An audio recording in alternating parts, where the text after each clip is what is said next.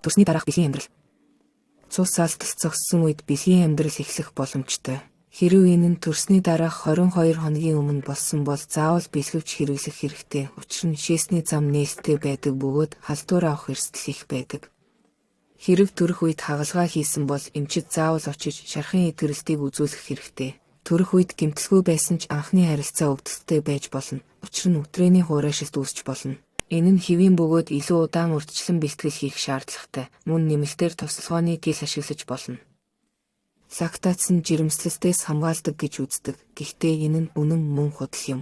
Нэг талаас хүүхдийг хөхүүлэх нь 2 цаг тутамд өдөр шөнөгүй хөхүүлэх шаардлагатай. Энэ нь тогтмол хөхүүлэх нь пролактины өндөр түвшинг хадгалж овуляцийг хаадагтай холбоотой. Гэхдээ нөгөө талаас энэ нөхцөл нь хөхүүлэхэд ховор байдаг. Тиймээс заавал жирэмслэлтээс хамгаалах хэрэгтэй.